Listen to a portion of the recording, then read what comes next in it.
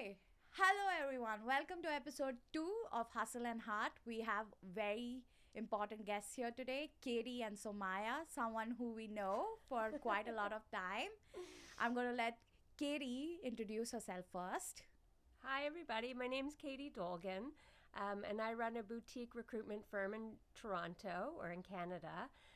My background is I did management consulting for a dozen years and then had kids and realized that I didn't want to do what I had been doing for lifestyle.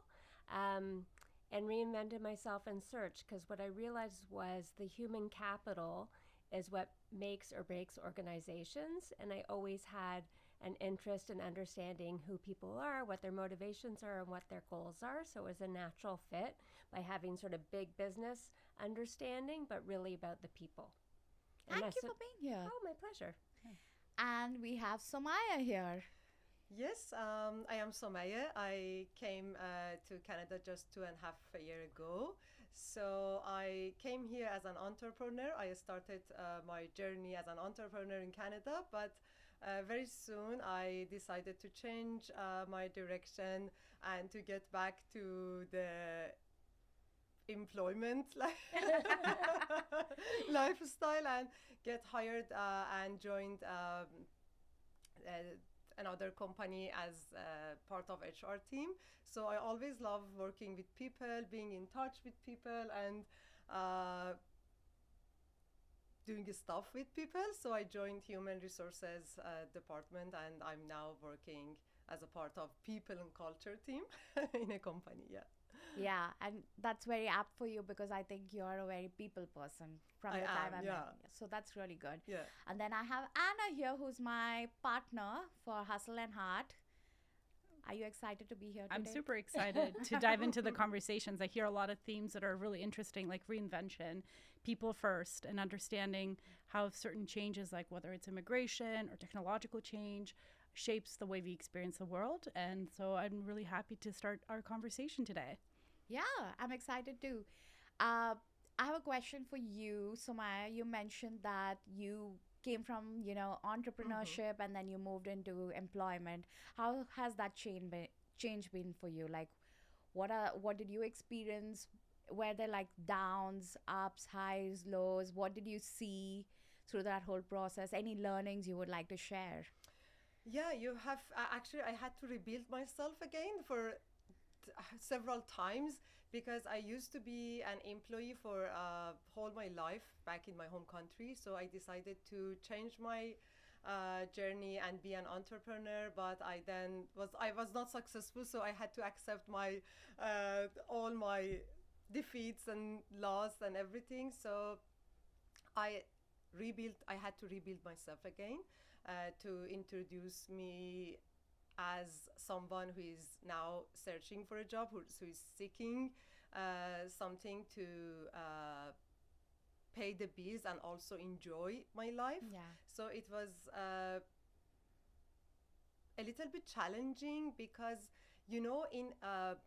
I used to have my own network and I never realized how much it is important because I built it very organically because we all have our family friends, school friends, the people that we get to know during our professional life. So I had a very big and very powerful network in my country, but when I came here, I realized that, okay, I don't have that network anymore. And what I really felt, it was the language barrier, and it was not only learning how to speak or communicate with people. It was more learning the culture, how you grow up, because it's how you have experienced in your childhood. For example, it's not the matter of learning a language, it's the matter of learning a culture from scratch, which was very challenging for me. And I have lots of funny stories about this part of my journey. Share one. Yeah, when I joined the company that I'm working now, it was I think it was maybe the first week or maybe the very first weeks of my journey with them. So it was an event in the company, and then it was like what do they call that? Conference? Summit? Workshop? No. It was a fun event. A We had to- retreat, hands? a strategic no, retreat. no. It was very fun event in the Yeah. company between all the colleagues. So we had to Team go building or something? kind of team building, but yeah, we had to taste different hot spices, hot sauces. Oh. Hot wings Yeah. challenge. Yeah, Yeah. something like that. Yeah. So and then we went through that, and someone gone, but they wanted to refresh our mood and have something to actually refresh our taste, and because it was all the sauces were very hot, so everyone was feeling sick of those. So they started to say that, okay, we are gonna buy some flurries. And I didn't know what flurry it is, to be honest. Yeah. And I didn't want Dairy to Queen. say that, Yeah. that I don't know what it is. So I felt lots of stress at that time. And I know it was crazy. You could say that, okay, I don't know what flurry is. But you're new among all the people, and we didn't have that much immigrants or newcomers Yeah. in the company. So everyone, like the second generation immigrant, or they were born here. So I started just listening to people. Someone said that I want the Oreo flurry. I told, okay, I want Oreo as well, because I knew that what Oreo is. And then at the end, I found that, okay, it's ice cream, it's a Yes. brand. And because I don't go to McDonald's, so I didn't know what flurry is. It's a brand of McDonald's. And it was so funny because I experienced lots of stress for a funny thing. Yeah. That's it was funny, one of them. yeah. But you got to know what flurries are. Yeah, Yeah, exactly. I know it very well now. Yeah. Well, I can certainly, even though I've immigrated a while back, about 26 years ago, me and my friends have like immigrant stories, because a lot of us are immigrants at the same time from different countries, though. And one of them is like our family members meeting at No Frills, but not realizing there's so many different No Frills in the city. So everybody's waiting for each other at their own neighborhood's No Frills. And these stories like that continue, you know? yeah, So sure, there's yeah. these types of immigrant stories are very heartwarming, but really talk to the fact that, you know, your world is expanding in a new environment. You have to network your skill set. You come with a great skill set, but you have to reinvent yourself, because the recognition isn't quite there at the same level. And the networking culture in Canada or in specific cities is always very different. Yes, like very. networking in Toronto is different from networking in Saskatoon or Montreal. And And Toronto's a bit tough to break into. It's very provincial. Everyone sort of kind of knows each other, so it's a hard, one of the That's a good harder take. cities I've seen to really break into and start networking. So why there's so many great programs for newcomers, especially to connect and share stories and sort of get introductions to companies is great. I never thought about that. That's interesting. Yeah. Shifting a little bit, you want to ask the question, or do you want me to? you can continue. Okay. Katie, for you, Yes. what, I know you shared it briefly, but what your mission was and why you started, what do you think has been, when you started and up till now, the journey for women, especially in leadership roles? Do you think it has been different over the years? You see some kind of progress? What is like that one thing which you would want to change, maybe? I mean, I could spend hours on this, so I'll Yes. try and keep it to a small snippet. I think I've seen more women get into leadership roles in the 18 years that I've been doing search. Part of that was due to DEI at the time, which, you know, some companies still have, some don't, but it sort of allowed women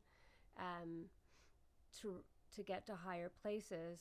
I think that one of the things that I've seen is historically is that sometimes women keep women down. Yes. And I think that would be something that I would wish would continue to change. I think it's evolving, but I don't think it's a solved problem yet.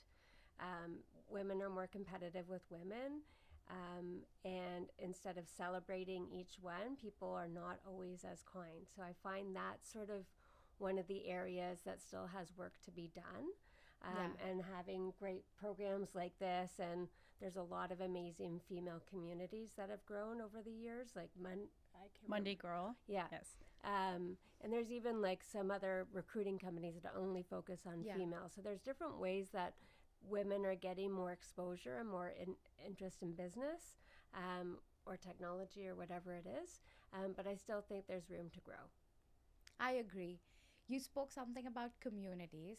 Not everyone will know. All of us met through communities here. Yeah. Each of us got to know through communities uh, each other. What do you think? What stands out for you at a community? What makes you join a community? Like, there are like thousands and hundreds of communities here, right? What makes you think, oh, yeah, this makes sense. I want to join this. It's going to give me what I need. You want to go first? Yeah, I think communities have been essential. When I was re-entering the workforce after a parental break, after having my daughter, I really wanted to, I'm in a particular sector, post-secondary. I have my wonderful colleagues, but I really wanted to meet new people, branch off. And at the same time, I was building a company with, like, my founders were far away. So I wanted to meet other people that are like thinking big, have that sort of ideas flowing. And so that's why I joined some of the communities at that time to serve particular needs, to meet people, to get ideas, get some feedback. And professionally, Monday Girl came up for me, and that was a really great opportunity to see how, we need to have a mind shift of like, yeah, you should be out networking, meeting people, having these conversations. It's okay to be not particularly transactional, but to advocate for yourself. I think as women, we're very, like Samaya was very scared to ask a question about what a frosty is, but we should be okay to be like, hey, what is that? Because what I see in men, they don't care. They'll ask the question. They don't, have that sort of shame or suffering of confidence. So that is what I really enjoyed from the various communities that I joined, and I continue. And it's a way to explore different topics, different industries, and meet different people. I think communities pop up at different points in your life for a reason, right? So I think whether it's like a new parent, you have a community of new mothers. I think there's like religious communities. I think there's work communities. So I think part of it is sort of your stage in life and what you're looking to get out of it will define the community you join. So if you're looking to connect with fellow pickleballers, you're going to join a pickleball community. If you're looking for female executives, then there's ways to get access to that. And like for me, what's most important when I look, in relationships or for a community, I think primarily about authenticity and honesty and integrity within the group. So I want to be able to have real conversations. I want to be able to connect with people in a meaningful way, where agreed, part of it is transactional, but part of it is that you make a difference and you connect with somebody that's going to have an impression for both sides, that you can help them, they can help you, but there's a relationship. Yeah, that's great. Yeah, I totally agree with what Anna and Katie said. And what I can add is community is somewhere that I feel that I'm a good cultural fit there. So I feel that it's like culturally I can connect with people in the community. That works for me the best. Yeah. There's a comfort, right? Like you want to feel comfortable. Or That's a belonging, a sense of belonging, right? Yeah, sure. Yeah, and there's some time to really get to know people. When you just go to a networking event, you meet people and then you sort of fall out. But when you have a community, there's opportunities for connection and to build that trust over time. I think we found that. That's why we are all together Absolutely. here today. Do you want to ask anything? What AI about you? How do you see community? Oh, that's a great question. For me, I think, like to Katie's point, I like what she said. It's community is what it is for you at that given point in time. So for me, community means a support system, to be honest. Anyone you can reach out to in case you need help or you have a query. I know I faced that a lot when I came to Canada. I had so many questions. And it was just when you're starting off your life in a new country and you're trying to build that whole network of friends, and you already had that back home, so you didn't think twice when you needed something, and now you had to. So I think for me, community means just that, like a support system. Yep. Yep. You want to ask about the AI question? Not yet. I think I mean, we can ask the question, but I think with Katie, you're a parent as well, Yes. right? Ooh, I And love that. I would like to, I guess, in juggling everything, juggling children and career, what were some of the pivotal moments you remember and some learnings from having to do that while you were building your business? I think that there's sacrifices that you make along the way. I think the concept of having it all, it's not having it all, it's having the right things at the right time. So for me, there are different choices I made, and I could have had some really big jobs along the way versus being, running my own firm. But at the time, I was also divorced and sort of raising my kids, and I wanted to be able to be home and know their friends and have that sort of influence Yeah. over their life. So I made different choices. Some were financial decisions, some were more about balance and sort of availability. So I think that it's hard, especially as a woman and as a mother, because you're pulled, like your brain is always on rapid fire and you're thinking about like making the cookies for the school, doing pickup, and then doing your work and like taking the car in. Like there's so many different things that are The on your mind tabs, at all the yeah. times. All like it's like I have 50 tabs in my brain about stuff to do. And I think you just learn to prioritize, and you learn that it's okay to ask for help when you need help, and it's okay to realize you might not have everything that you want at that one time, but you will at different points in time. Yeah, and you become so much more productive, I find, with those little moments of time and peace that you get. Yeah. Does To it get get work done. easier when your kids grow older? They always say small kids, small problems, big kids, big problems. I think it gets easier in a lot of ways because it's not the physical labor and sort of the exhaustion. And the sleep deprivation. Yeah. But I think that it does get easier. And there's also like when you have real conversations and you see who they become and you walk the path beside them and their path of life. Like it's in a very exciting time. That part's easier. And it's to me like it tethers you to the world too. Like it gives Yeah. you purpose and meaning, and like I absolutely love being a parent, and I also respect not everybody, it's not for everybody for what their choice or not, physical problems. And I have a lot of sympathy and empathy, and I don't judge. Like it's my life is my life, what I chose. That's fair. Speaking of children, you and I had this conversation while coming in a cab today. We both agree that we don't want kids, and it's crazy out there. I know I've been a difficult problem child to my parents.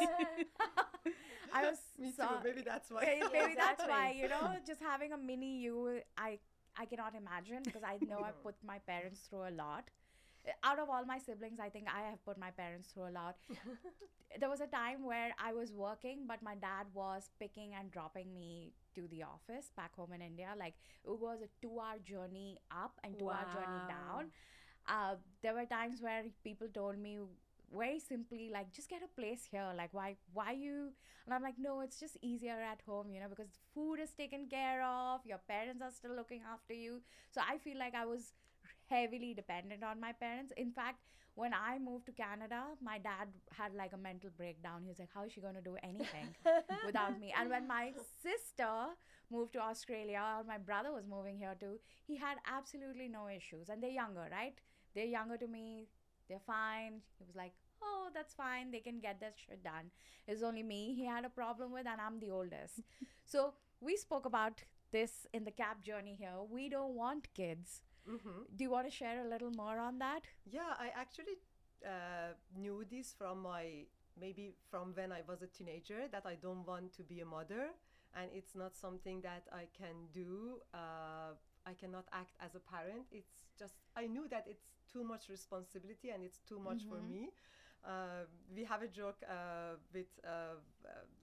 actually, I have a niece, but we have this joke between my siblings. I have a brother and a sister, and we always say that even we don't want a plant in our home, because then you have to take after that. You always have to be worried about that. You cannot be free. So it was my choice, and I think that every woman have to rethink it, they don't have to, they are not limited to define themselves as a mother. So they can be a woman and not a mother, and still they are a human being, and they don't need to be a mother to get completed, because at least in my culture, or I'm sure that maybe everywhere in the world, women are thinking that they won't be completed unless Yes. they be a mother. So I'm very against that. Maybe that's why I chose not to be a mother, and just to be a woman and just live my life. I And that's totally a fair respect point. that. Yeah, and Yeah. I appreciate that. And I Yeah. completely respect that. And I think that's an incredible choice, and you should feel empowered. And I do agree. You should be a woman first, and you should be your own best friend first, and then For add sure. things into your life. But you shouldn't be defined by everything in exterior. I agree. And that was an interesting take, because even for me, it comes from a space of, I feel like I already parent my two younger siblings. They always constantly need me. There's another personal journey there where my mom went into coma like 4 years ago. Prior to that, she had her first hemorrhage, and she was like, we were going through a lot of stuff. And I felt like at that time, and to be honest, my mom has been in and out of a lot of health issues since I was a little kid. Oh, wow. And I remember this one conversation I had with her when she was admitted in the hospital. I was probably 5 or 6. And she called me into the room and she's like, listen, if I die, you're looking after your siblings. You're the mom now. It's a lot of And pressure. I was like, oh, thank you. But dad's here. And then she's like, yeah, I don't care. Dad's going to remarry. And my dad's like, what? No. What is wrong with you? Like, he couldn't believe. But she's like, no, I need you to look after your siblings. You need to approach this as you're the mom now. Wow. And I just felt like this intense, responsibility, which I still feel today towards my siblings. I will fight with them. I'll not talk to them. I will have like immense, fallouts and everything. My brother was staying here with me for like quite some time. In Canada, we were staying together, of course, back home in India as well, before we all had each of them get married and move out. And I came here. But it was crazy that every single time something happens to them, I feel like I'm responsible. And I don't want that sort of responsibility again. Now that they're now phasing out into their own lives, they have their partners, I'm feeling more safe and secure about where they are at in their space in life. But I just, with what the caretaking that I took for my mom and then my siblings, I just feel like for me, I don't have enough energy to do that anymore. Yeah. Does that make sense? So when I Completely. bring this up with some of my girlfriends, they say, oh, just do it. Just have one kid and you'll be fine. What do you guys have to say to that? Well, I think also as a parent, but I went through fertility treatments to have my daughter, and I'm also now separated, going through a divorce. I think it's a very serious choice that you're making. It's obviously very permanent. Yeah. It will define your life in so many ways, and I think now women should see, and we see the statistics that younger women are not so interested in marriage as they used to be before. The statistics are showing that men are remaining stable. They're still interested in marriage because I think there's more benefits for men out of marriage and having that sort of cohesion than for women, because as long as they can attain education, economic security, support from their network of friends and family, they actually do quite well. Yeah. Mm-hmm. So the opportunities for single women that are childless are growing, and we should continue boosting that option as much as possible. I think the pathways for happiness and success look so many different ways, and they're often influenced by social factors, culture, the narratives that have been fed to us for a very long time, and finally we're sort of breaking free from those narratives. And I think that's very important, whatever it is that you choose. And it is good to have a circle of friends that have a variety of different family structures, whether it's you're a single mom by choice without a significant other to begin with, or you're someone who has a perfect nuclear family by previous standards, whatever that is. But I think what's wonderful in Toronto is that you can hang out with people that have different family makeups, and I think you speak to a family makeup that's different, that's not really different, but you're taking care of each other in a real actionable way. So I don't think the sort of like tick list of having children, being married is going to be a thing for the younger generations to aspire to. I agree. Actually, like my nieces and nephews have said that they don't want kids. A couple of them. One is because of climate change, which I'm like, you know what? Just if you don't want them, you don't like. People, I think, still feel like they need to get in the defensive if they don't have children or if they choose not to have children, which is the wrong message. Like it's the wrong way of having a conversation. People should respect people's choice, and as you said, family can be in many different ways, even or no family. Like you are a full woman, live your life according to your own rules. Yeah. That's full stop. Like I don't, so I don't know if you have to sort of defend or and someone says to you, oh, you should just, it's like, no, I don't want to. Like, listen to what I'm saying. That's actually good advice. Yeah. Yeah, we should understand that people are different. There's no solution for everyone. Like the same solution is not working for everyone. And for me, I'm happy that you said that maybe you took lots of responsibility. That's why you cannot, because I had the same experience. I had lots of responsibilities when I was a teenager. So maybe that's why I don't want to have any more now.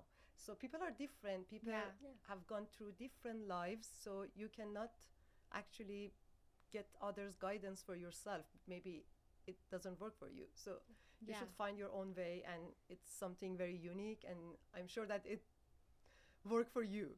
It will work for you. Yeah, that's fair. Yeah. And I guess when your girlfriends are talking to you, they just want you to be, because most of the friends we've been together like since we were 12 probably. We've all moved into different countries and states and everything, and then it's like, we all did things together as we were growing up. So it's like I'm doing it, it's fun, like you should do it too. So it comes from that space, I guess, too. But yeah, I also have friends now.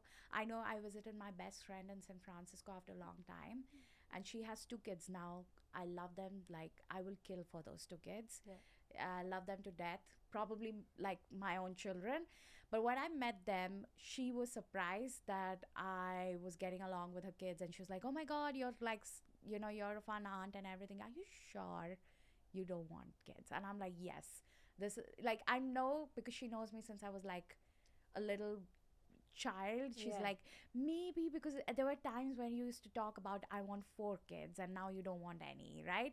So where did this happen? And she was just checking in with me, and we spent like the whole week together. Shout out Divya. And then she was like, at the end of the week, I remember her saying, oh, I get it, it's fine, you don't want any, you're fulfilled and you look happy, and that's what matters, right? So I guess it's also like, you start with the same journey together as friends, and then you want the other person to have the same happiness, and then you're seeing it, you're like, oh, maybe you want it, you don't know that yet, but when they see you're thriving, you're happy in your own space, then they probably get it, right? That it's fine. Yeah. Should we talk about something juicy and spicy? We have single parents here. Oh, no. What do you make of, because this is not like a professional podcast, it's personal as well. How hard is it to date as a single parent? Do you think it's difficult to maintain relationships? Was it difficult before, like dating apps? Now with dating apps, I don't know how much you both use dating apps, but like, what do you feel with like the dating culture and being a single parent? Do you want to start? So I'm repartnered, but I do have a lot of friends who are dating. And I think it's actually interesting dating once you are established in your career, you have kids, and you're a bit older, because the criteria is very different. So when you're starting out, you're thinking like you're doing life together, and you're sort of, looking at your first house, and are they going to be a good parent? And you're sort of, everything's together, and you definitely have a bit of a checklist, whether conscious or unconscious. When you're in your 40s and starting to date again, you have your career, you're financially independent, you have your child, so it's not like a need. It's like, or whatever however you perceive it, you can cut that part as a need. No, But that's- however you perceive it when you're like younger, Yes. because now you're more mature, you're more fulfilled and more comfortable with who you are as a person, that you choose someone because you want them. Yeah. You want to, but you don't have to. Like, I don't know how to better explain it. No, I agree. Do you know what I mean? It's more of a nice to have. You have everything that Yeah. you need. You like, especially if like having kids was an important aspect. Then you have your children. Then you're not so dating with the intention of like that you are on the timeline to have Right, those children, exactly. right? You're dating for someone to really fulfill you, to have a life partner, and to travel, to have certain hobbies together. You know, that is the most important aspect. It's more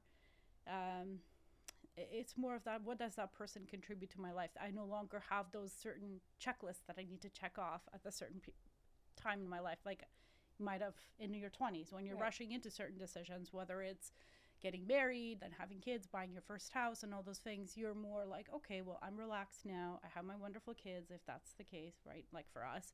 And it is now, and the choices are like whether you're partnering with someone who might already have children, so it's like blending families together, what that's going to look like. But yeah, it's just more about the sort of like having two people complement each other fully. And I think it would be similar even if you did not have children and were independent women in your, late 30s, early 40s, and have had a flourishing career and had sort of a great group of friends Yeah. and a community and sort of your own full human, as you said, a full female, to bring someone into your life.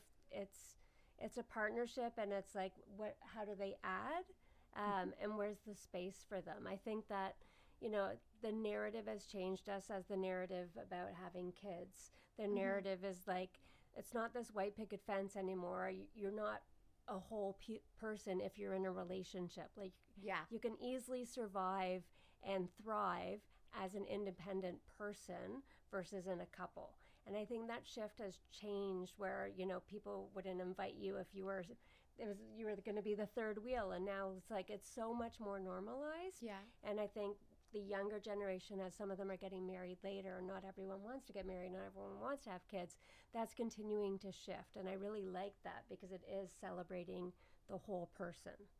I love that. It's what you're adding as a person. I went traveling last year with 3 other couples, and I had the best time. I didn't feel like a third wheel. I had no time to myself because everyone was bugging me. But I really appreciated, as well as a single person at the time when I was traveling with them, to see other couples and see their dynamics and how wonderful they were. And that was, having gone through certain relationships that maybe have been less than ideal, it was really nice to have wonderful dynamics modeled in front of me and being on vacation. And I did not feel that sense of, oh, I'm alone or I'm missing something. There's part of me. I mean, I was super excited to, not have responsibility of my child as much as I love and miss her, but like just being on the sun, but like having my friends who gracefully included me on their vacation. But like, I feel like having these types of arrangements where we include people of different, from different walks of life, whatever that looks like and feels like in our circles of friends, it's wonderful because it inserts a different perspective that many of us might not be thinking about, so. Yeah. And I could vouch for Anna's daughter. I love hanging out with her. She came home once. It was fun. She had fun with the kitties. cute. She just got along with everyone. She was just vibing, having her own sweet time. And like, usually with kids, you're like, we need to keep them entertained. But she was just entertaining herself. So it was fun. Yeah. Oh, she's wonderful. Yes. Let's talk about, do you want to ask anything? Or I have So other shall questions. we pivot to some career stuff? Sure. I was or- going to talk about a little bit about culture too, but like Yeah, let's talk about culture. Yeah.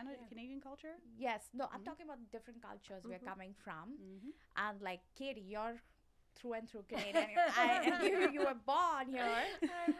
We come from different cultures. I know Somaya and I speak about this a lot, where we're like Iran, like all the Middle East, South Asian cultures are like similar in a way. We are conservative in certain ways. Women are still speaking about rights and everything else. You came in here a long time ago. I mean, Eastern European, Yeah. Ukrainian. yes, and then you come from a different culture. You're here. What do you think about all of these different cultures coming in together? How have they contributed? Speak about positives and negatives. Oh, I mean, I don't. And it's okay to have like Yeah, You no, know? I think it's Yeah, pros and incredible, and I cons. think that it's Canada growing up was always called the melting pot. When I was going through like my junior school, that's how it was, the tossed salad or the melting pot. And it was about all the different cultures. Mm-hmm. And I think that Toronto, all the neighborhoods, all the restaurants, all the cafe, like it's so beautiful to see Mm-hmm. all the different, colors of people, but, and cultures celebrated. So I don't know sort of what the negatives are. I mean, I think, Mm-hmm.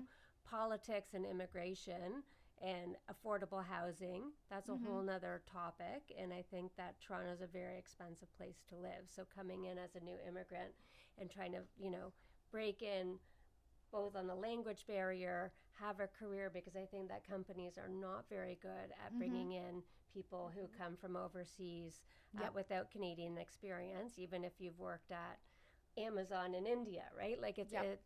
there's a bias, which is unfortunate that I see with a lot of my clients. So I think that it's really hard. So I hope that it's easier for people to feel welcomed and assimilate. Do you think there is more immigration versus before, or do you think it's slowed down a little bit I don't for know you to? enough. Yeah, I don't know enough because I don't feel confident in a good answer to that. I think that there's Mm-hmm. always immigration, there's always change, and change is positive. That's fair. You want to say something? You were here before us. Well, I think like in terms of a lot of unfortunately, a lot of the challenges of affordability gets blamed on immigrants, Mm-hmm. specifically affordable housing, for instance, on international students, which is obviously completely unfair. But a lot of these narratives, like Katie mentioned, get spun in politics, and the opportunity, like not to speak too much about politics, but a lot of opportunists in narrative shaping create that sort of Mm-hmm. illusion. But generally, this country and like United States and stuff is built by immigrants and their grit and their entrepreneurial spirit. Yes. So I think just acknowledging and celebrating that in all that we do is super important. And it's not the fact that the housing is getting expensive. There's other underlying challenges and issues that are happening there that are not because of immigration numbers. At all. Yeah. You want to share something? About immigration. No, about culture. Okay, yeah, about immigration, actually, I think that it's something not political at all, but now these days we see it as a political issue. But it's something I believe that it's more economical, and Mm-hmm. like economy experts should oversee it, review it. There are lots of Mm-hmm. factors that can um, be reviewed by them, not by politicians. But it's now completely different, and they actually use it as their political aims Mm-hmm. to reach to their to the power or whatever. So it's completely something different that we don't need politicians to be involved. Yeah. But we have them involved, unfortunately. And about the cultures and what I love about Toronto, I haven't experienced any other cities in Canada, but what I love about Toronto is this diversity, and Mm-hmm. it's so exciting for me to see uh, all the different cultures, all the different colors here. We are all living together, and we are sharing our experiences, our cultures, our differences, and we are celebrating lots of things together, which is Mm-hmm. very inspiring and exciting for me. And it's exactly like the ideal world that I could imagine always. That there's no border between people. Yeah. There's nothing. Uh, the color of people are not important. Their religion, their Mm-hmm. beliefs, their background, nothing is important, and they can all live together Yeah. peacefully. That's great. What is that one funny or different thing that you noticed about Canadian culture which does not come from yours? Same for you. And then we can ask Katie what she thinks she found strange about a different culture or something funny.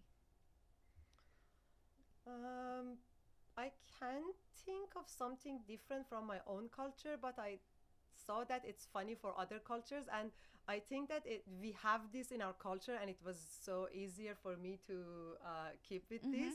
Canadians' culture is very indirect. And as an Iranian, we are very indirect as well. So I think, for example, for maybe I have heard it from my Eastern European friends that it's so weird for them and they cannot used to it because they have a very direct culture, and uh, you don't have to read between lines. You just, whatever you're hearing, What It it is is. yeah, what what it it is, is. yeah. But with Canadian culture or like Iranian culture, you have always think what is between the lines and what they exactly mean. So That's funny. yeah. Yeah. You? Oh, well, I think is saying a. You just, it sort of like gets into your vocabulary. And as you travel, that's the sort of discerning factor. And then when someone calls you American, you sometimes flinch and you're like, no.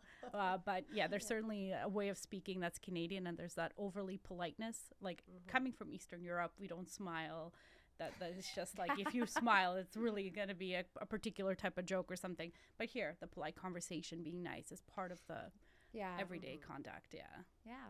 How about you? Did you come across any strange cultures? Because yeah, Toronto is like Yeah, I wouldn't say strange culture, but what I would, funny. take a moment on is, I mean, I come from a very foodie family, and so there's a lot of Yeah. food. I grew up in generations of restaurants and stuff like that, and people writing cookbooks. And so for me, what I love about all of the immigration in Toronto specifically is the restaurants that you go to.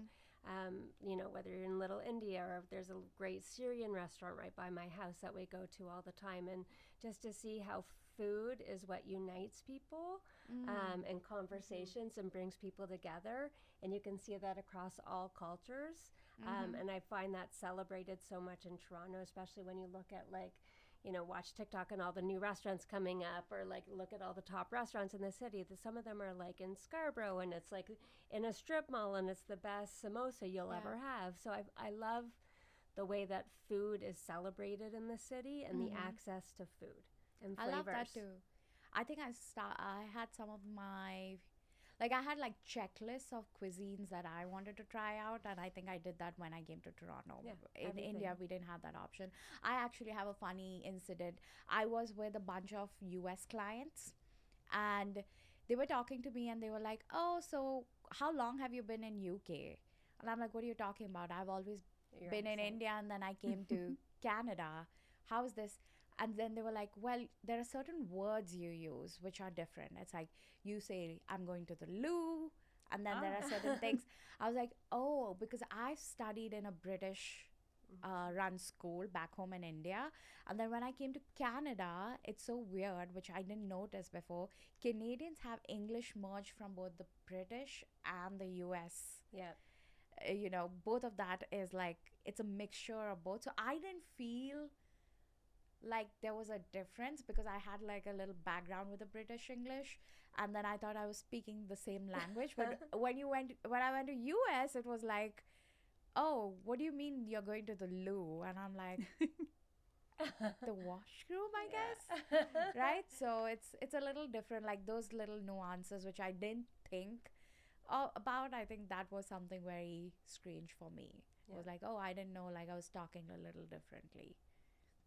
Katie, I guess since you work very closely in this field, with the recent sort of surge of layoffs, unfortunately, and the mass adoption of AI and other disruptive technologies across field, what sort of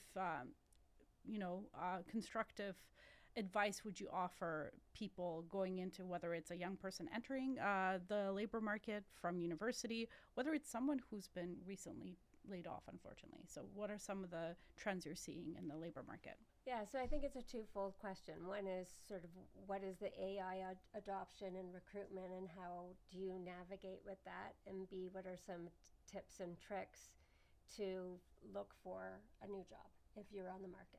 Okay.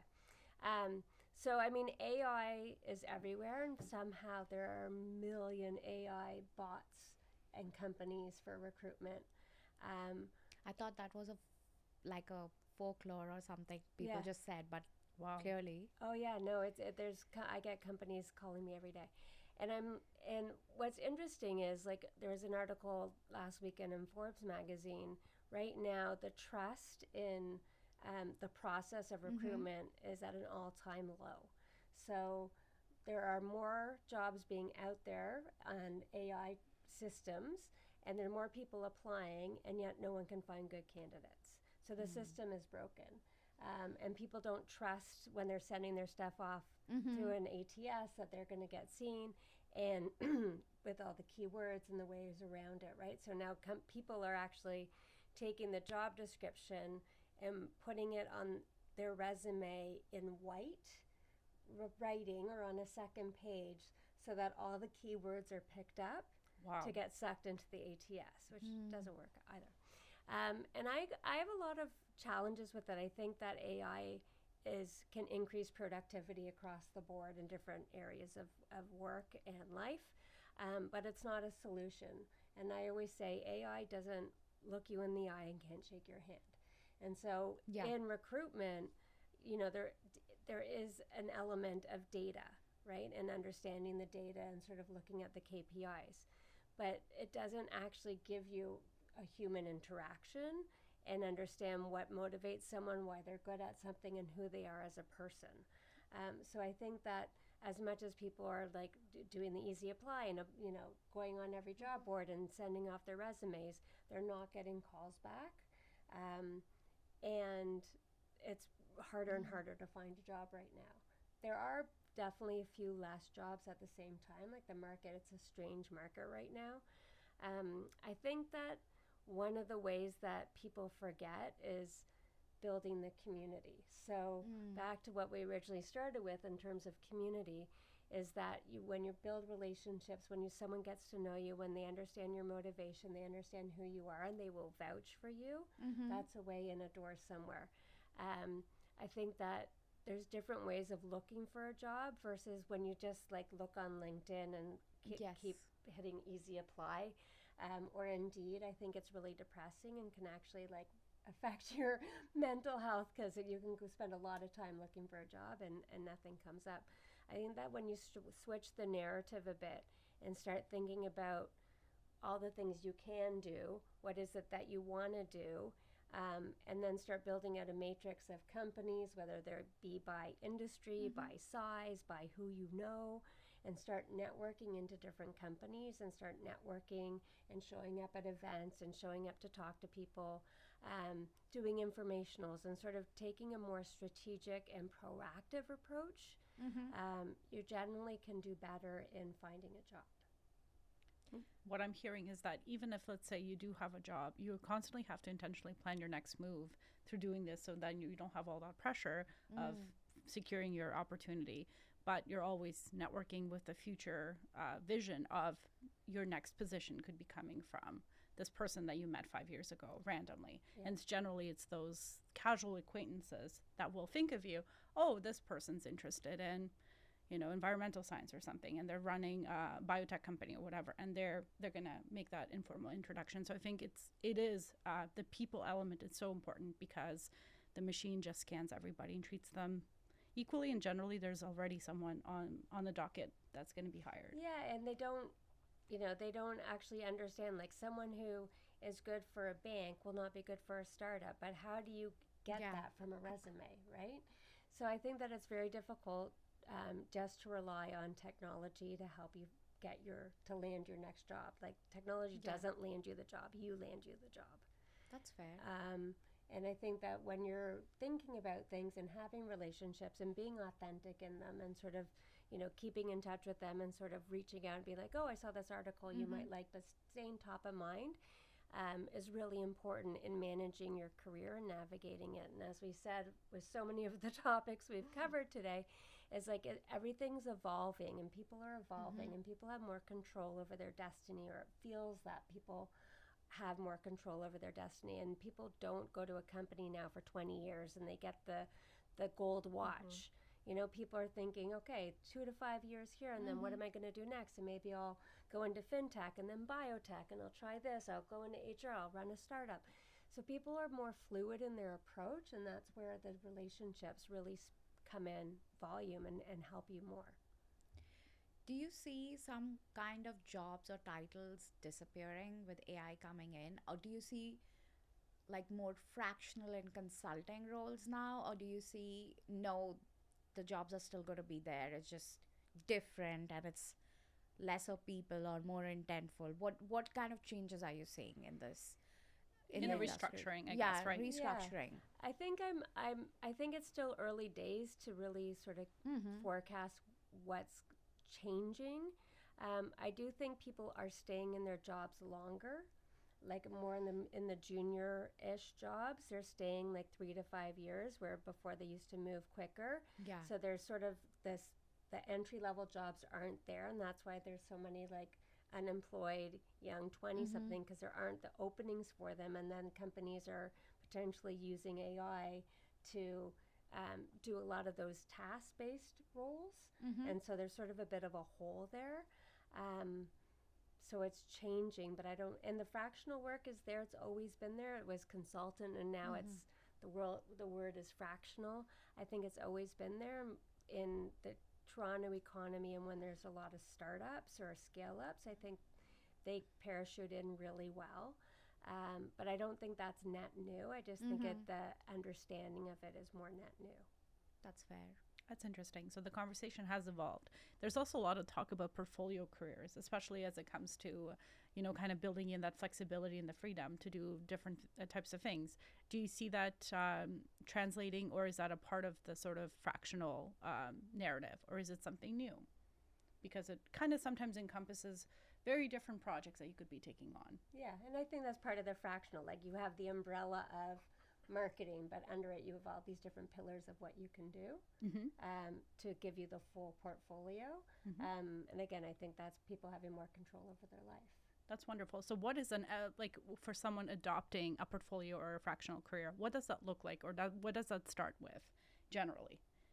Yeah, I think generally you have to have had a proven experience or commodity Mm-hmm. or brand behind you to then all of a sudden say you're a fractional CFO. Like, Mm-hmm. have you been in finance? Mhm. Or fractional CMO? Like, Mm-hmm. you've been in marketing, you've been very successful marketing. So for you to go in and say, okay, now I'm, fractional marketer, someone could hire you based on your bench strength of knowing above Mm-hmm. the line and below the line marketing and metrics and Mm-hmm. what you've implemented in your career before. So I think there has to be a bit of proof in the pudding. Mhm. And then again, I think part of it's networking and sort of understanding where you can add value and being able to have the conversation of, you know what, you don't want to hire someone for 150,000 a year as a marketing manager, but you can use me on a fractional and pay me, 80,000 over the next 2 years, and I'll give Mm-hmm. you that kind of content. Mhm. And then you don't have to pay my benefits and all those other things.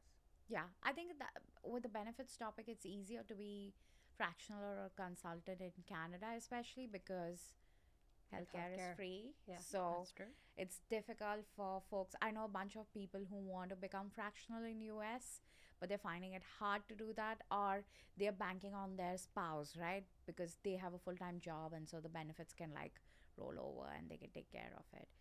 So Maya, for you, I know you joined this workforce. What was different for you in terms of, first of all, it was a new country altogether for Yeah. you to like interview new jobs and all of that.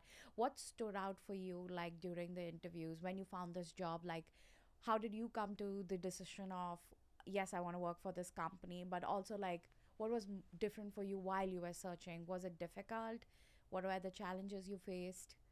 Yeah, it was difficult, and I actually secured this job through my network again. And Mm. I think that, as Katie mentioned, it's the system is really broken because the system is changing the name of this department. It used to be human resources, and then they changed it to talent. They are now changing to people and culture and whatever.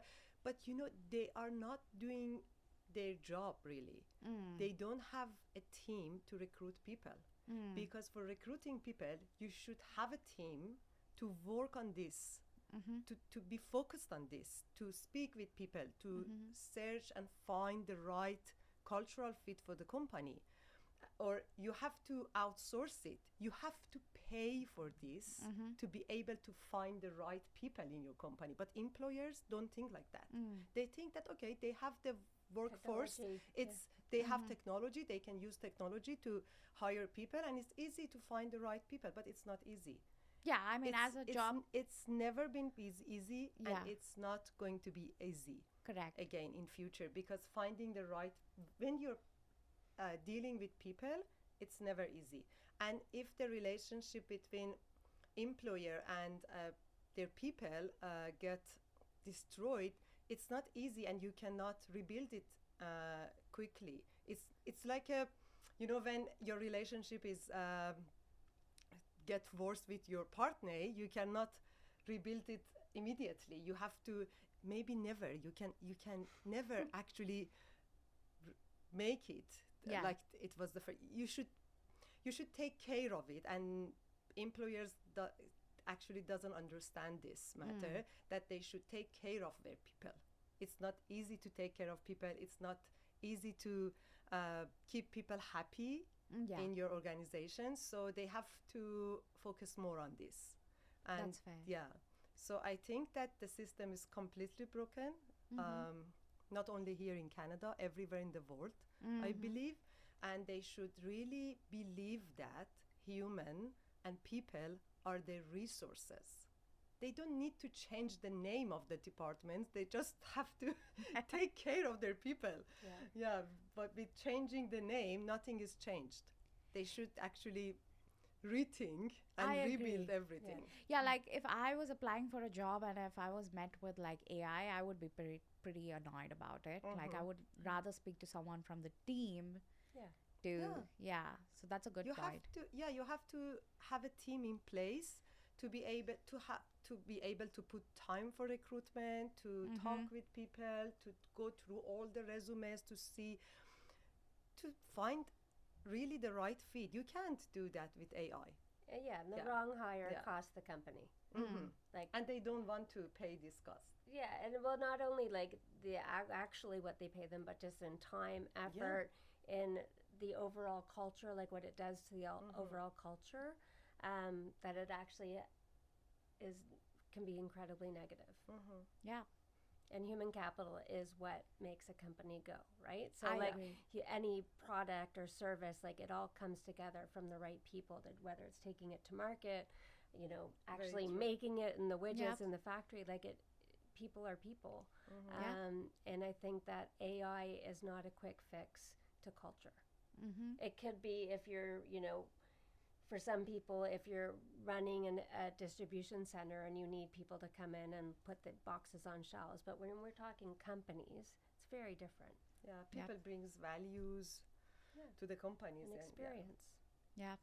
I think what's important with AI is like do 80% of the thinking as a human and have AI refine aspects of whatever that you're working, whether it's on a strategic plan or whatever. But the fundamental work should be that in consultation with other peers on your team or your friends or whatever, still has to be built from real life experience from yourself or from the organization you serve. And like I work in a university and we have this sort of wonderful culture of like bring your full self to work, and a lot of conversations now are evolving as well on menopause, for instance, and like how do we create spaces that are more inclusive to women as they age, because that is a reality for 50% of the population. So how do we adapt, and how do we also have our expectations adjusted according to the fact that some of our bodies go through dramatic hormonal shifts, whether it's you are just going through menstruation or you are then perimenopause, menopause. All these things need to be considered from a workplace perspective, and making sure that your employees are happy, thriving, and showing up to be the most productive selves. So I feel like that's really valuable that these conversations are taking place. However, they trickle down through HR policies. That's to be seen, but we have to keep talking about it. I think that like repetition is fine. Just keep repeating it. And I've been attending a lot of events like with Globe and Mail and such, and just it's wonderful to see that optimism to start making some of these changes, to see that, there are a certain part of your career where you might be wanting to start a family. What does that look like? For some of us, it means fertility treatments. That means being at a doctor's appointment several times a week at 6 a.m. or whatever, or having surgeries, or you're having a chronic health condition that you're dealing with. So employers need to be mindful of that in order to make sure that they are actually having their staff and employees happy and healthy, and wanting to contribute to their optimal. So And I think one of the challenges going forward with AI and productivity in the workplace is that not AI itself, it's actually the human condition of using AI. So Mm-hmm. if you have something that normally would take you 8 hours 5 years ago, and now it takes you four because you have some productivity tools that are allowing you to execute quicker, what's happening to that other 4 hours? And what I'm starting to see is that people then either do things slower Yeah. and then are on Netflix or social Mm-hmm. media or whatever it is versus becoming more productive. And so, how are organizations looking at and starting to understand that when you increase productivity, what happens to those other hours, and how do you make people continue to be um, interested in continuing to be productive and learn and push farther? So, I think that's sort of something that we're going to see in the next, year, if not sooner, in terms of what productivity is and how companies manage that time. It's funny you say that. When I was doing I was working with a Gen Z last year, and it was surprising. They did not answer, and they asked me to call them they, so I'm respecting the pronouns here. But they did not answer emails for 2 days, and I'm like, what is keeping you so busy that there are some important emails here that are not getting answered? And so, very straightforward, they go, oh, chat gpt was down, and I'm like, so? And so she goes, oh, sorry, they go, um yeah, I use chat gpt to respond to emails. I'm like, okay, I get that. Like, sometimes you use to make it like crisper, nicer, more professional, get that. But if it's down, are you not going to answer any emails? Yeah, I don't want to come off as, or this is exactly what they said, I do not want it to come off as something incorrect. And I'm like, you're the person who's doing this, you're running the strategy, you're executing. How is this going to be incorrect? You have the answer or you don't, right? And you respond to the email and you let them know this is working or it's not. So, how is that? So, and that's when I, deep dived into the whole aspect, and I sat and I understood how they work, and I realized it was all chat gpt. Every answer was coming through chat gpt, everything, which is good. Like, I'm hoping you're learning through that whole process, but also it keeps me worried, right? Like, do you bring any skill set to the table? Do you understand what's Yeah. going on? Are you really trying to problem solve here, or you're just going by whatever chat gpt tells you? Especially in the marketing world, right? You can't completely rely on I mean, it's great for content generation and everything else, but you can't say, okay, give me the strategy, and then not come with some kind of experience of research on your own part and say this is going to work or not going to work, because there is some kind of dollars associated with that. So Yeah. that was interesting for me. That was a learning, that if chat gpt is down, some people just don't answer emails for a while, I guess. That's What do you guys, crazy. yeah, it is, right? Yeah. What do you guys think about the Gen Z force now joining, the work culture? How do you feel about it? What are your experiences? You want to start, Katie? I know you're I, you're in yeah, this. I mean, I think those who are motivated Mm-hmm. will do exceptionally well Mm-hmm. because it is not hard to do well against some of the competition Yeah. who are relying just on chat gpt, who have a lackadaisical approach. I had a um, gentleman show up at an interview, and he has like 3 years experience, really, really good developer. And he showed up late, and he walked in, and it was in office, and he walked into the interview, and he said, oh, sorry, I slept through my alarm. And my client called me after, and she said, you know what, I wish he would have lied to me. Like, I wish he just said, like, the subway was down, or like I couldn't find the Yep. building. Like, give me something. But just to be that ballsy and say I slept through my alarm, then clearly we're not important, right? Yes. Clearly, like, you're not Yeah. Taking you it know, seriously. taking it seriously. And even though he was a good developer, I would never hire him. Culturally, not a fit. And when I gave him the feedback, and he was like, oh, yeah, I guess I should be a bit more professional. Like, it hadn't occurred to him, and he is interviewing for other roles. And he was like, yeah, that's good feedback. I mean, I'm glad he took it well, but it was interesting that for him, it was the feed. Someone had to say to him, "Hey, buddy, be more professional." Like I had already told him that what he needed to wear just to walk into an office, but it was like it didn't occur to him that like these are things that you do and you show up 10 minutes early and you read the website, you read everybody who you're meeting with, and you sort of go in with your own questions. So it was interesting. So I think that, you know, there's a lot of really smart people and they've grown up with technology, and they, you know, so they're the ones sort of at the forefront of what's happening in the world in terms of tech. And they've learned how to live with it in a different way than my generation has, because we're still like, oh, how do you do that? You know, my kids pull up my phone and they're like, oh, mom. So, you know, I have a lot of hope for them in trying to solve some of, you know, the big problems in the world, you know, because I find that people are righteous and they have a lot of beliefs and there's a lot of energy towards certain things. I just hope they're not lazy. And ChatGPT can make you lazy, and it can take away your critical thinking skills. I agree. And can, you know, definitely dilute your ability to execute and be interesting and creative. Absolutely. What do you think about Gen Z? I don't want to stereotype them, but yeah, maybe because of the nature of their time, they are not as patient as maybe us or the older generation.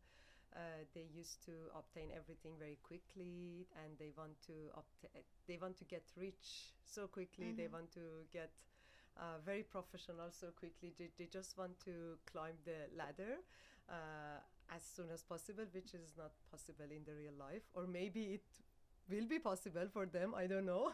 So yeah, but there are lots of very smart people among them, which I'm very hopeful that they can change the future of the world.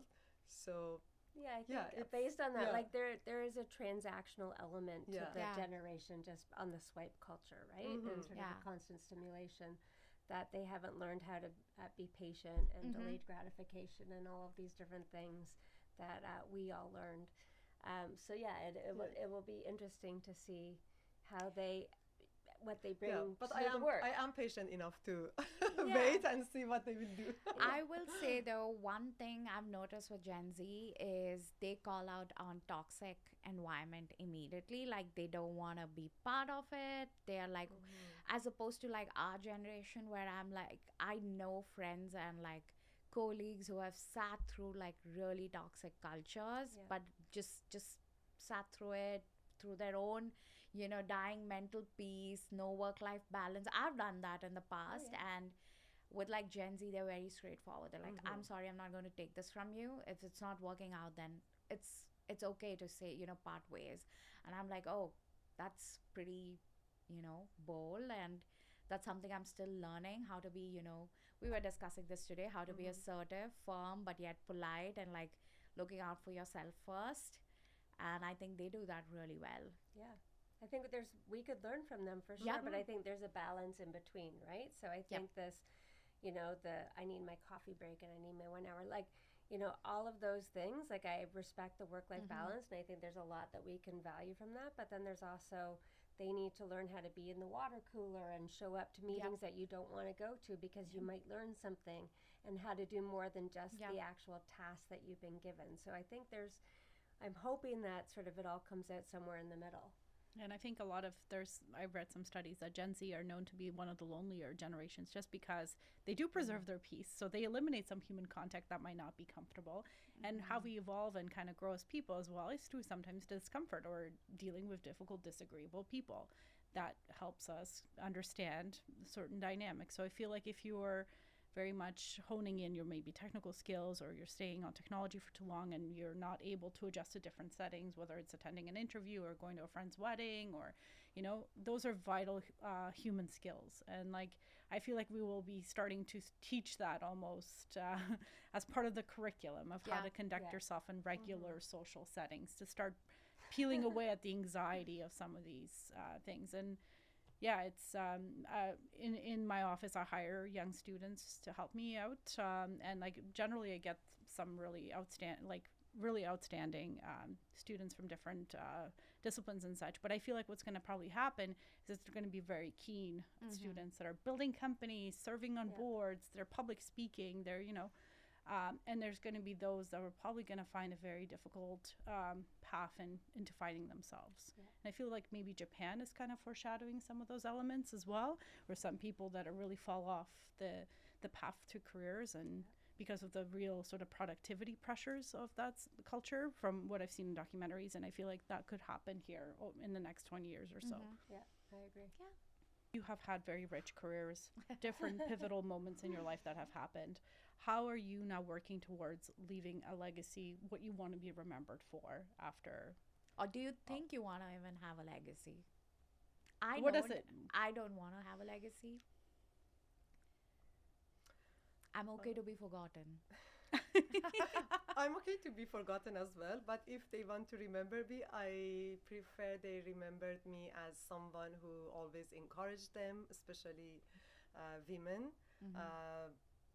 Someone encouraged them to speak up, to just push all the boundaries and just try hard. That's a good question. I mean, it's funny. I don't think I've ever really thought about it, so I'm on the hot seat right now. I think that when someone who is it professionally or personally or both? It's both, and I think what's and it's one, I guess. It's one. What I found interesting, one of my bosses, he always reads the tributes, like when someone passes away, and the tributes. Yeah. My stepdad, it's the first every Sunday, first section he reads. Oh wow, the obits. And because that is where you really get to see, like, who are the people that really are there for you, what they write about these people who have passed away. But, there's a real celebration of that person's legacy, their contributions. Yeah. So I feel like, thinking of it that way, kind of reverse engineering, like, how do you want to leave people you love feeling once you're not there? Yeah. And that question. Yeah, I think for me that I love hard, I love deep. I try and help people be the best version of themselves, and I give them space without judgment to do that. And I've helped many people in their careers find something that they didn't know they could. And that is, I think, gives me peace and joy. And lots of purpose. And purpose. Yeah, that's wonderful.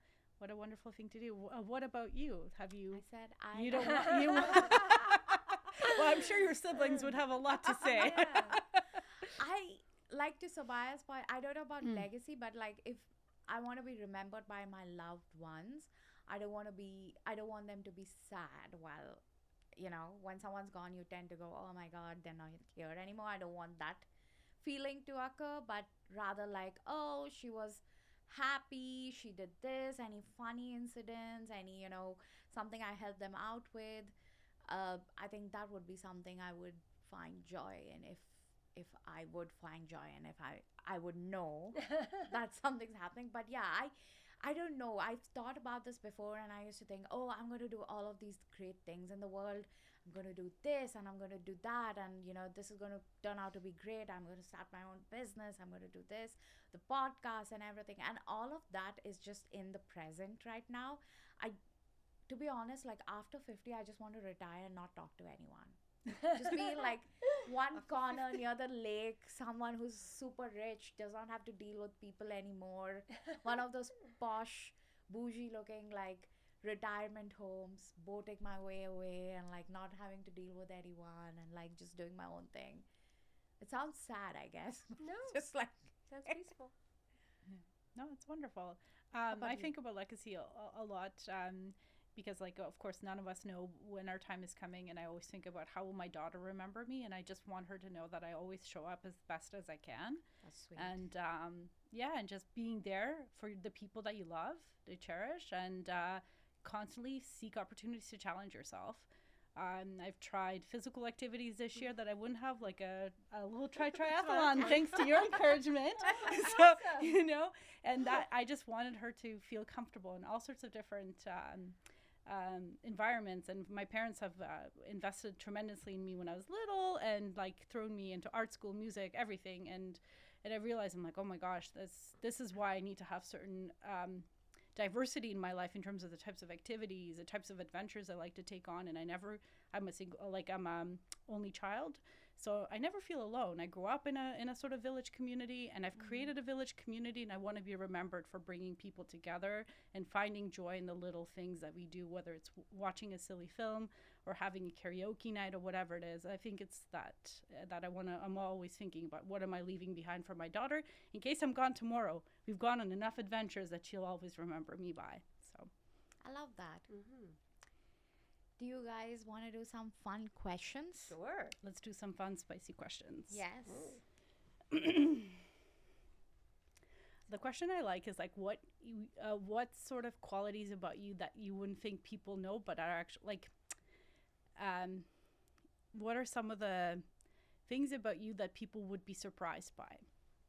You know, Something we haven't noticed. yeah, like something that's like lurking, you like action movies or something, or I can go first. I am sort of an introvert. I don't like dealing with people after some time, which was surprising for some people who met me last week. They were like, I thought you're a people person. You love interacting. You're always out there. I'm like, yeah, but it drains the energy out of me. So I might seem sweet, but in my mind, I'm thinking, how do I go back and like just How do I get out of here? and like recharge, or probably read a book and not do anything, hang out with my cats. Sometimes I think my cats are too much too, so I don't want to deal with that. Definitely don't want kids. Yeah, definitely don't want kids. But yeah, just saying, like, sometimes I feel like I've come across as a people person. I swear I love people, but sometimes I just don't want to, especially now as I'm growing older. I think that's one thing about me. I feel like I'm coming off as an anti-people person. Like, no children. I don't want to deal with anyone. I want to be alone on a boat by myself. Yeah. No. How about you guys? I can't think of anything now. There will be something. Come on. there will be something for sure. You dance really well. Or you can sing and we don't know. You know what it would be about Somayesh? She actually hates someone, but she hasn't told us who it is.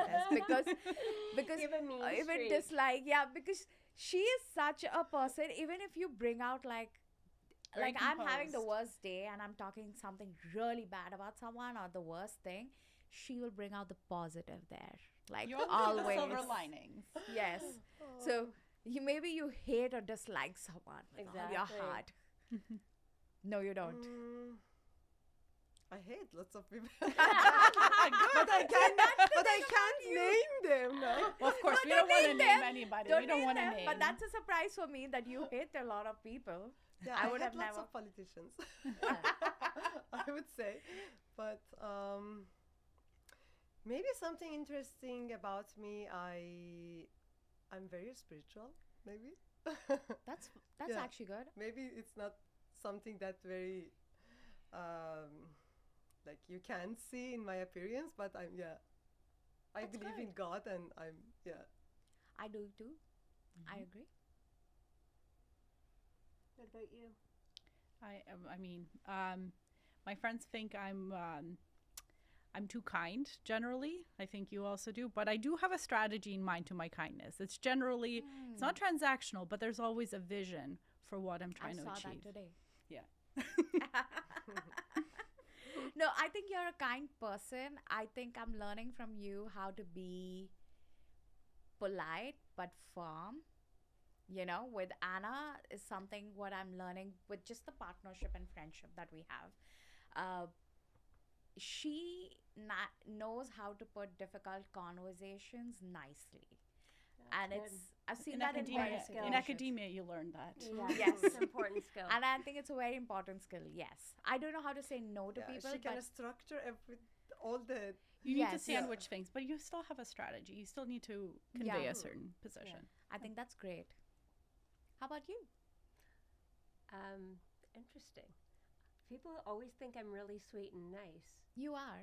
but I have not an like also I can like be that. very Yes. firm and Yes. direct, and I'm very direct, so I don't. It's funny. I don't sugarcoat, and so when I say something, it's what I mean, and it's direct and decisive. And I don't think everyone always sees that or knows that. I've never seen that from you, but that's good to know. Yeah. One more, maybe two more fun questions. What is your favorite emoji, or do you use emojis that you overuse all the time, like while texting? or The messaging? laughing emoji with my kids with the tears all the time. And How about you? A huggy one, the one that gives hugs. You I'm you using- never use that with me. I will See, she's not always nice. She's never sent me a huggy one. I'm using the laughing one as well, but without tears. Just Oh. that, Yeah. yeah. I think The I'm giggling I'm one. more cringe. I use the heart, the red one, Oh. and there's like a unspoken rule where I see a lot of people sending me purple hearts, yellow hearts, Yeah, white why? hearts. Yeah. I'm like, just do a red heart. But it's like, even when I'm sending a red heart, it's like a white or a purple or a green coming back. So I'm like, Oh. maybe I do a lot of, maybe people find it cringe. Someone actually told me, they're like, you don't have to go all heart everywhere. I'm like, oh, even at like a client thing where I was like constantly, he was sending me messages and he did something great. So I kept hearting his messages on Teams. And they were like weirded out by that for some reason. They were like, you can just give a thumbs up or send a picture. I was like, okay. Yeah. I was just saying like, but I think my overused emoji would be that. What about flow state? I know we talked a little bit about like finding focus in relation to Gen Z. What are some of the activities that you do to get yourself into a flow state of focus, clarity, peace? Let's end with that. That would be fun. I run a lot, and it's not like I get into a meditative state. Like, it's my place. That and yoga, physical activities. Mm-hmm. Probably the best flow state. For work, if I just sit down, I actually like getting up early before anyone is up and having my cup of coffee and just sitting at my desk and having like an hour to myself. Wonderful. Okay. How about you? Workout, doing lots of workout. Go for a run maybe, but I'm now injured. It has been a few months that I Oh, couldn't no. run. Yeah, but yeah, running. It's great. And sometimes even actually meeting a friend, just catching up Yeah. with friends. Absolutely. Yeah. Yeah. Oh, for me, it's very intense. Cooking or cleaning. Oh yeah, cleaning for Oh, me too. no. Yeah. My kids will be like, "Why are you stressed? You're cleaning." And Yeah. I'm like deep down with the toothbrush somewhere. Oh yeah. Yeah. There's a saying at home, like my dad's like, when she starts cleaning, like half the stuff is gone and like you can't find anything. And So yeah, with you. I know. It's crazy. My siblings, my husband, like everyone is like, it's crazy. But it kind of gets me into the rhythm of, I don't know why I feel peaceful in my mind. And cooking, because I've learned cooking. My mom has never taught me or my sister or my brother cooking by sharing recipes. She was a very difficult woman. She is still, but she said she used to do this. She used to be like, watch me. And I'm like, I'm supposed to learn. She's like, yes. And one day what she did was surprising. She's like, why don't you go make this chicken thing, which, we eat often. And I'm like, how do I do that? I was 15. No, wait, I was 12. And then she goes, well, you wanted to cook. And I'm like, yeah. She's like, you watched me do it. And I'm like, yeah, but I don't have a recipe in my mind. And she's like, just try and figure it out. What was I doing? And she didn't even walk into the kitchen. She was like, yeah, I know you got it. Oh, That's wow. my first time ever. So that's how I learned cooking. So I kind of, I don't know, does not stress me out. It kind of makes me feel like I can do something on my own. So that's my go-to. How about you? Oh, for me, yes. I thought I answered that in my mind, but I mean, I do a lot of activities with my daughter. Whatever, she dances ballet, she does gymnastics. I find like just being present there with her and not having my phone or those responsibilities. But for myself, whether it's like I try my best to go for bike rides, I do adult ballet. I'm trying to get into improv, so I'm starting improv in January. So like these little micro hobbies, because obviously I can't commit to something for too long term, and like but having these little sprints to like help myself to kind of build out a certain skill set or be active is what helps me, and like creates those little micro breaks in the week as well that refreshes you, you know, and just takes you away from a routine. So I feel like that's super helpful. That's great. That's great. So I think the question we could ask, just as a thing, what are you most excited for in 2026? Yes. Like, what are you looking ahead towards that you're like, okay, this year is coming, this is what I'm looking to achieve, or these are the types of opportunities, or a place I want to travel to, or a band I want to see. I think you and I talked about Dave Matthews Band last time. Like, you know, things Good like memory. that. Wow. I'm going on 2 yoga retreats actually next year. So I have 2 good travel. One is to Mexico and one's to India, which will be super fun. Wow, where That's in cool. India? Yeah, we'll connect. I'll show you the itinerary. Yes. We're going to a few different places because that is 2 weeks and then we're adding. So it'll be fun. But I think for me, the way I look at my career, like both my daughter's in 3rd year, my son just moved to California for a job, and I feel like I have space and I feel like I'm at the next sort of iteration of growth in my career, which I know a lot of people at this point are starting to like go down, but I'm getting this new energy from everything happening in the market that I feel like it's going to be an exciting year. That's amazing. Yeah. How about you? I'm looking for some changes in my career, so maybe I will have lots of new things to learn and experience. Yeah. Yeah. That would be great. And you? For me, I'm also looking to continue traveling. I try to take myself out on like 2 solo trips a year. So let's see if maybe this year, you know, might do Austria, might do Brazil. Like, I'm kind of keeping my options wherever opportunities present themselves. We're building out this podcast. I have some other projects that I'm building, and just kind of enjoying time with my almost 4-year-old. So just kind of taking that in and not taking it for granted. That's great. I guess it's me. Of course, the podcast, very important.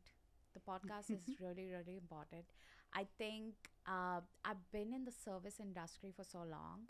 I've not shared this. Actually, you know this. I want to start my own business, probably in the product space. Oh. And I'm still researching and exploring that. So that's for 2026. The other 2 things I'm excited about is, of course, I've applied for my citizenship. Oh, exciting. So Congratulations. maybe I'll be That's called exciting. Canadian. Yeah, Yes. soon. Let's see how fast the Canadian government gets that through. It's still in progress. It's been 3 months. So fingers crossed on that. We know that takes time. But as soon as I get my citizenship, I think I visited my family back home in India. I miss my parents a lot. I speak to my dad every single day, like for 5 or 10 minutes. It's like my siblings really find it disgusting. They're like every day. But yeah, I kind of have to do that. I'm dependent on them still. So I want to visit them as soon as I get my citizenship. So I'm like keeping my fingers crossed. So maybe we are visiting India at the same time. Exactly. That would be amazing. Yes. But yeah, that lots of activities for 2026. It's going to be a good year. They say even years are good years. And it's a horse, year of the horse, so it's momentum. Oh, See? I didn't know that. I didn't After What the year was snake this? year finishes, it's like the shedding of things that don't work for Skin, you, yeah. shedding of your skin. This and was a horse snake takes year? you forward. Yeah. I'm a snake. Oh, I was born in the year of the snake. And the pig. Mhm. oh, I Year didn't of the know pig. what year which year. Oh, I'm roasted. 91. I'm okay Roasted? giving out my year. What year was 91? Is this the monkey? No, it's I'm not sure. way before That my, would be nice way to know. after my time. We'll have to look it up. Yep. But thank you so much, Thank you so Katie much for and joining Thanks this for Somaya. having conversation, us. for having me. Yeah. That was lovely. This was great. Very excited for your success. Thank you.